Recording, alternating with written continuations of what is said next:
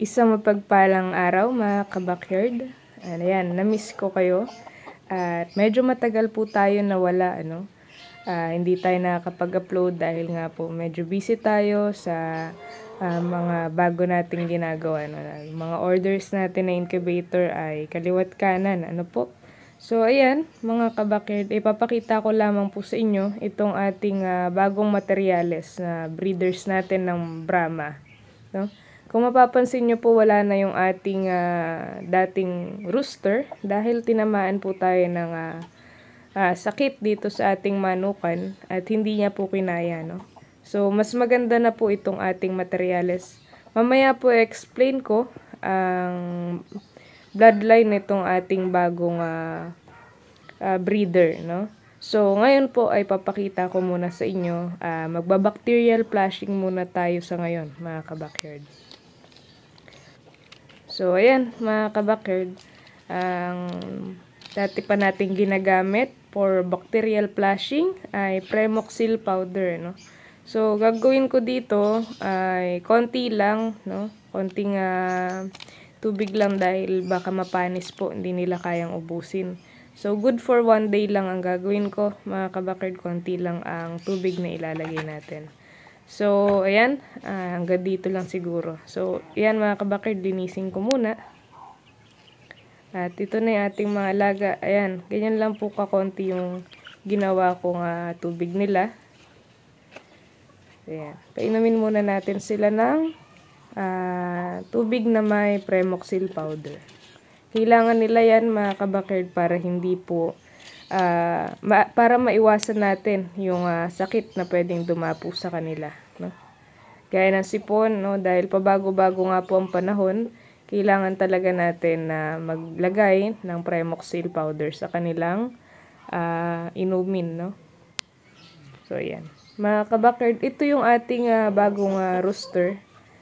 Maganda na napakalayo po doon sa ating dating rooster, no? So, ayan.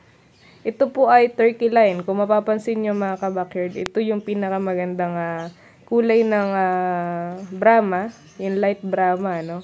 So, yan. Kung mapapansin nyo, napakaliit na nung dati nating inahin. Compared nyo po dito sa bagong dating natin. So, yan. No? Turkey line mga ka-backyard. Ito, nag-drop egg na po sila. May mga naghihintay pa po dito, no? Meron pong 8 na yung isa is 8 yung order niya na itlog. So, yan. Para po sa inyo yan, sir. No? Ngayon pa lang sila nag-drop egg. Ayan yung ating rooster. Napakalaki po niyan, mga ka-backyard. Ito, papakita ko sa inyo yung kanilang actual picture, no? Ayan.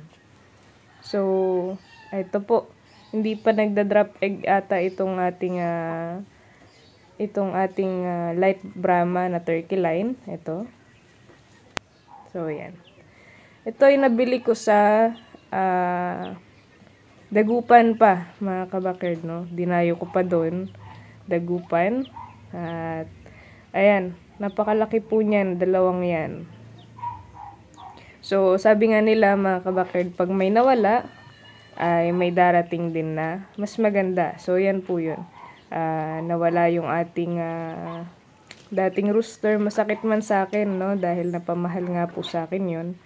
Pero, ganun po talaga. Kailangan natin na tanggapin at patuloy pa rin, no? Mga ka-backyard. Ayan, bumili ako ng bago nating breeders. Dahil nga po, doon sa mga naka-line up pa na naghihintay ng mga itlog nila. Ayan po, mas maganda na yung ating ibibigay sa inyo. Ayan po yung dati nilang kulungan.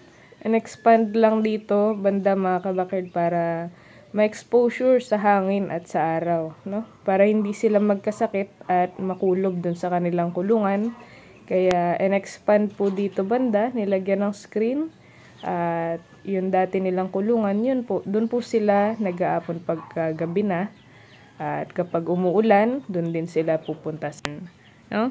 Mas maganda po na ganito yung ating kulungan dahil nakakapagpaaraw sila kapag gusto nila, mga ka-backyard, at hindi lang limitado ang kanilang espasyo. No? So parang nasa range din po sila dahil nga po walang bubungan itong ating range area dito sa may screen. At kapag gusto nilang magpahinga, ay doon sila sa merong bubungan. Ano? Ayan mga kabakerd, ito yung ating bagong breeder. So maya-maya, papakita ko po sa inyo ay nakapagpapisa na po tayo na naman sa ating incubator.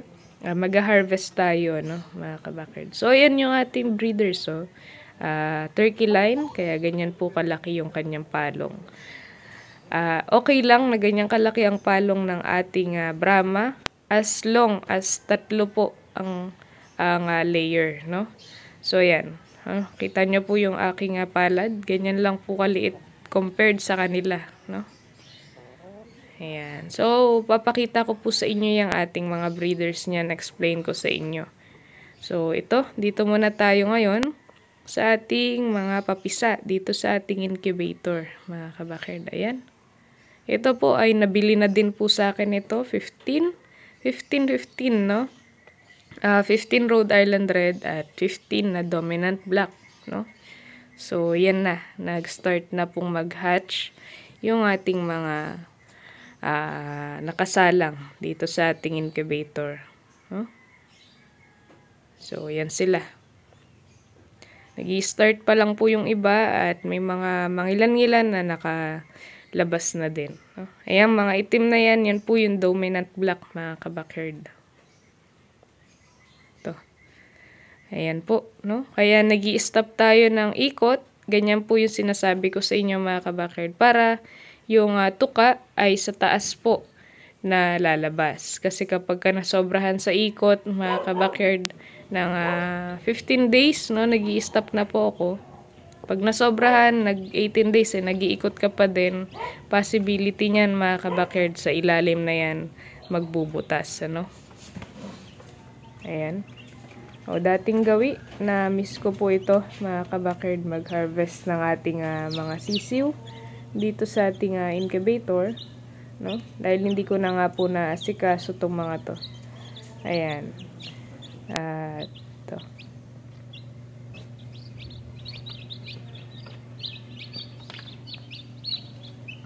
Yung ating semi-automatic incubator, 120 capacity.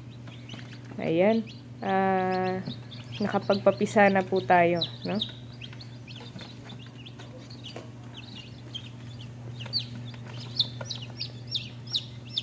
So sa mga nagtatanong nga pala, mga kabakerd, ulit-ulit ko po ito sinasabi. Ilang beses daw po ba tayo nag-iikot? Tayo ay nag-iikot. Isang beses lamang po sa isang araw, no? So yan.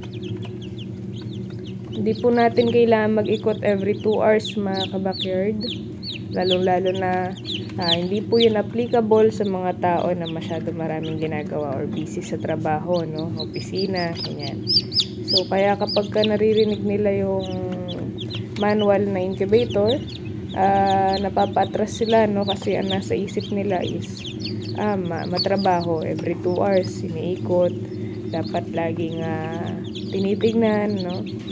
Unlike sa automatic. So, ito po, ako na po ang nagsasabi sa inyo na at least every once a day, no? Once a day lang natin ikutin. Ayan, proven and tested ko na po yan. Itong mga to, mga kabakerd, no? Minsan nalilate pa ako. Hindi lang every 12 hours. Minsan, umaabot pa yan ng 20 hours, no? Naiigutin ko dahil nga po, dami tayong ginagawa, mga kabakerd. Nalilate ako ng pag-iikot. Halimbawa, no? Ano ba yung 20 hours na sinasabi mo, kabakerd ba? Hindi na yan makatotohanan, no? So, halimbawa po, nag-iikot ako every 9 a.m. in the morning, no? Minsan po, sa sobrang busy, mga kabakerd, ay nakakapag-ikot na ako ng 3 or 4 p.m. ng hapon, no? Imagine nyo po yung pagka-late ng ating pag-iikot. Then, kinabukasan ulit is ganun, no? So, bago ko naman po sabihin sa inyo yan, mga kabakerd, is na-practice ko na po, no? Na ginawa ko na bago ko po i-share sa inyo. Ayan. Ito yung ating mga papisa. Kukunin ko na po yung iba. Hindi ko muna kukunin yung mga shell dahil wala pa akong paglalagyan. Lalagay ko muna dito sa gitna yung mga yan. No? Ito, nag-start na din siyang magpisa. Nga pala, mga kabakerd, ang ginawa ko dito is dry hatching, no? Paano yon? Wala pong tubig since day 1, no? Walang tubig since day 1, mga kabakerd. Sinasabi ko na din po yan sa mga nakakabili ng aking incubator, no? Pwede nyo rin naman po ilagay or maglagay ng tubig. Okay din po yun. Ginagawa ko din po yun before. Pero ito, ngayon ko pa lang siya ginawa, pinapractice ko pa lang siya, no? Kaya sinasabi ko na rin po sa mga ibang buibili na incubator ko na pwede, yung incubator natin is hindi nyo na po kailangan lagyan ng tubig, no? Kasi minsan yung pinakamaliit nating unit, no, mga kabakerd, ay 30 to 50. Minsan kapag lalagyan pa ng water tub is nagiging 30 to 40 na lang, no? 20 to 30 na lang, ganyan, mga kabakerd. So, nag-isip ako ng paraan, what if wag din lang lagyan ng tubig, no? Nagtry ako na wag nang lagyan ng tubig at ito po ang resulta, no? 60 eggs ang sinalang ko dito, 11 ang walang similya, at itong na-harvest ko is 33 heads, no? 33 heads po na sisiw. Ayan. So, no water since day 1. Ito po, sa practice ko pa lang ngayon to, mga kabakerd, no? Ayan. Nakapagpapisa naman ako. And as you can see po, healthy ang ating mga sisiw, no? Ayan.